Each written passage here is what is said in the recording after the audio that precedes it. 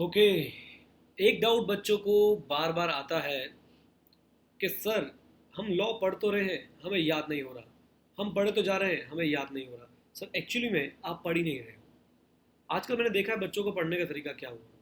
Book उठाई, किसी भी टीचर की बुक उठाई लॉ की, पढ़ना शुरू किया, पेज पलटा, पढ़ना शुरू किया, पेज पलटा। आप समझ नहीं रहे, आप रीडिंग कर रहे हो। ना आप उसे थोड़ा सा भी रिटेन कर पा रहे हो, और ना ही आप सर उसे ढंग से समझ रहे हो।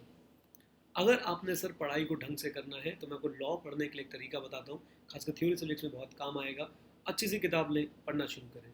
पढ़ना शुरू किया, जैसे ही आपने एक चैप्टर पढ़ा, आपने जैसे एक पैराग्राफ पढ़ा, उस पैराग्राफ को पढ़ने के बाद keep your hand on the book and then try to try to visualise कि आपने क्या पढ़ा।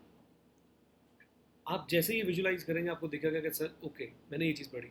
अगर आप इंग्लिश में नहीं बोल पा रहे, एटलीस्ट हिंदी में ये हाथ रख के सोचो कि आपने भी क्या पढ़ा।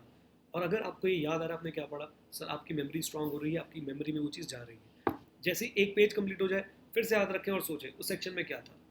कोई भी आपने सेक्शन पढ़ा, हाथ रखें और सोचें कि उस सेक्शन में क्या था।